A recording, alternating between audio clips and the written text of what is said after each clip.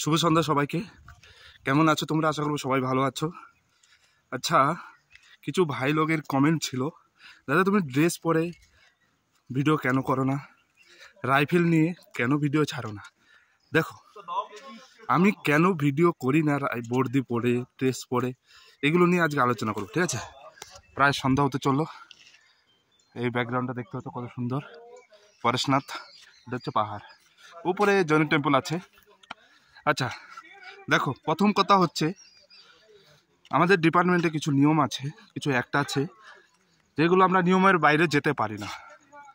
কিন্তু তোমরা বলবে যে অনেকে তো ভিডিও বানায় রাইফেল নিয়ে বর্দি পরে, তাহলে তুমি কেন ছাড়ো না? দেখো, আমি অ্যাক্টের বাইরে যাব না, আমি নিয়মের বাইরেও যেতে চাই না। কারণ আমি যে জব করি, এখানকার যে অফিসার, এখানকার যে বড় অফিসার আছে, কমান্ডেন্ট আছে, ডিআইজি আছে, তো ড্রেস পরে ভিডিও ফটো করা এগুলো কোনো ব্যাপার নয়, সবাই করে। কারণ অনেক এমন এমন ইউটিউব চ্যানেল আছে যারা ড্রেস পরে ভিডিও তৈরি করে, রাইফেল নিয়ে ভিডিও তৈরি করে, শুধুমাত্র তারা নিজের ভিউ বাড়ানোর জন্য,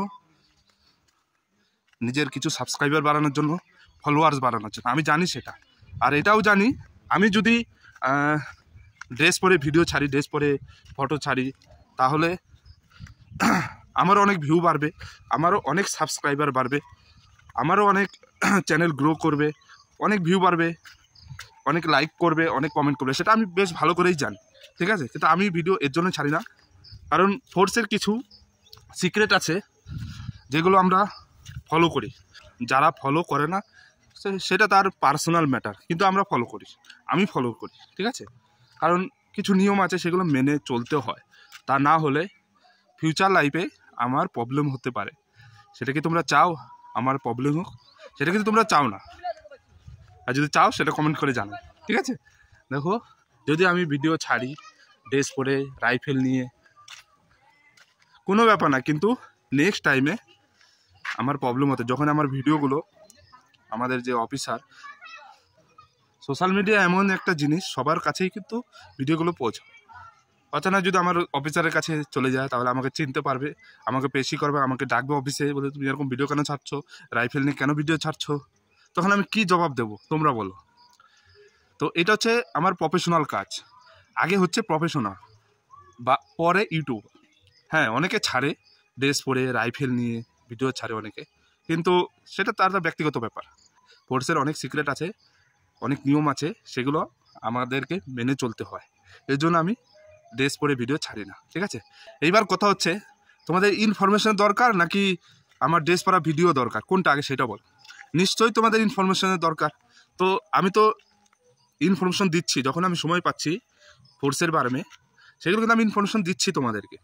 এবার তোমাদের যদি ভিডিওগুলো ভালো লাগে, তাহলে অবশ্যই কমেন্ট করো কি জানতে চাও, পরের ভিডিও কি জানতে চাও, বিএসএফ সম্বন্ধে, সিআইএসএফ সম্বন্ধে, টেস্টম্যান সম্বন্ধে, ডিফেন্সে যে কোনো প্রবলেম তুমি আমাকে বলতে পারো, কমেন্ট করতে পারো। আমার যখনই সময় হবে আমি কিন্তু ভিডিওগুলো আপলোড করি, শর্টস ভিডিও কিংবা লং ভিডিওর মাধ্যমে, যখনই আমার সময় হয়।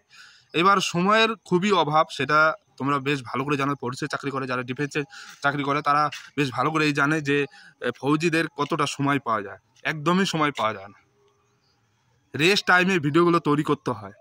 এটা সিভিলিয়ান লাইফ নয়, নাইট জাগতে হয়, রাত জাগতে হয়, নাইট ডিউটি করে কিন্তু আমাদের ভিডিও, দিনের বেলায় যখন আমরা রেস্ট টাইম, সেই রেস্ট টাইমে কিন্তু আমরা ভিডিওগুলো তৈরি করি তোমাদের কমেন্টের অ্যান্সার দেওয়ার জন্য, যাতে তোমাদের হেল্প হয়।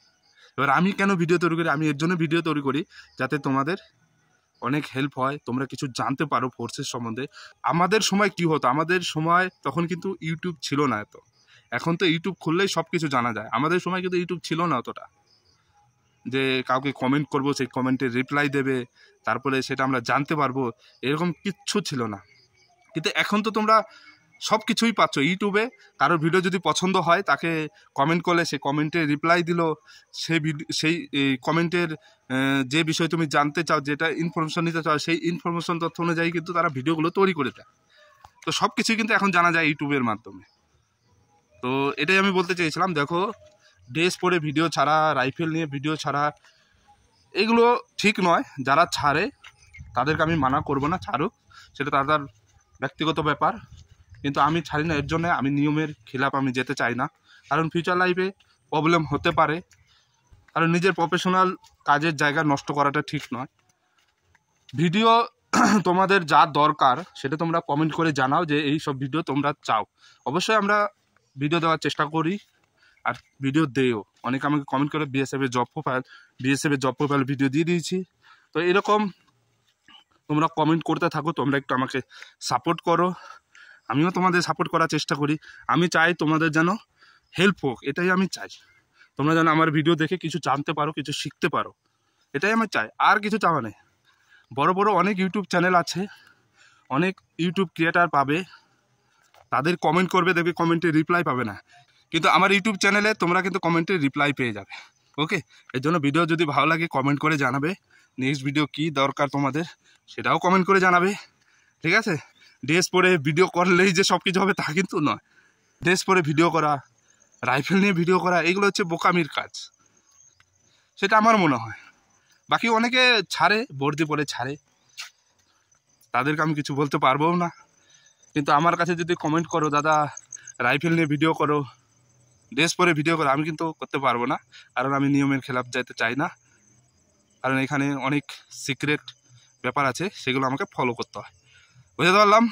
দেখো, আর যেটা বলবো, এখন সামনে তোমাদের ফিজিক্যালে আসতে চলেছে। এসএসসি জিডি যারা যারা এক্সাম দিয়েছিলে তাদের কিন্তু সামনে ফিজিক্যালের জন্য তৈরি করো। রানিং খুব হার্ড হতে চলেছে এই বছর, তার কারণ জুন জুলাই তোমাদের প্রায় মে জুন জুলাই তোমাদের রানিং স্টার্ট হবে। তো সেইভাবে নিজেকে প্রিপারেশন করো, প্রস্তুতি নাও, কারণ খুব হার্ড হতে চলেছে। ওয়েদার গরম, পুরো রাস্তায় কিন্তু হিট থাকবে। তো কীভাবে রানিং করবে, কতটা তোমাদের কষ্ট হবে গরমের মধ্যে, এর জন্য দুপুরবেলা প্র্যাকটিস করো। আমি তোমাদের এটাই টিপস দেবো, দুপুরবেলা প্র্যাকটিস করো, সকালে প্র্যাকটিস না করলেও চলবে, দুপুরবেলা প্র্যাকটিস করো। কারণ যখন তোমরা রানিং টেস্ট দিতে যাবে, সেই টেস্ট মোটামুটি 9টা-10টা বেজে যাবে, তখন একদম রোদ থাকবে, আর রাস্তায় কিন্তু তোমাদের টেস্টটা হবে। তো সেইভাবে নিজেকে প্রিপারেশন করো, এটাই বলার ছিল। সবাই ভালো থেকো, সুস্থ থেকো, নিজের শরীরটাকে সবসময় ঠিক রাখার চেষ্টা করবে। যারা ডিফেন্সে আসতে চাইছো তাদেরকে বলবো, দেখো সবসময় বডিটাকে ঠিক রাখবে, বডি ঠিক রাখা, নিজের ফিজিক্যাল ঠিক রাখা, আর পড়াশোনায় মনোযোগ দেওয়া, এই দুটো কাজ করলেই তোমাদের হাতের মুঠোয় চাকরি। পড়াশোনায় মন দিতে হবে, কারণ এখনকার দিন প্রচুর কম্পিটিশন। তো পড়াশোনায় মন দাও, ঠিক আছে?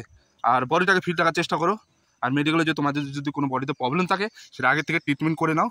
এই 3টে জিনিস তোমার ঠিক থাকে, তাহলে কিন্তু তুমি চাকরি পেয়ে যাবে, ভর্তি পড়ার স্বপ্ন তোমার পূরণ হয়ে যাবে। তো সবাই ভালো থেকো, সুস্থ থেকো। আজকের মতো এখানে শেষ করছি। জয় হিন্দ, জয় ভারত।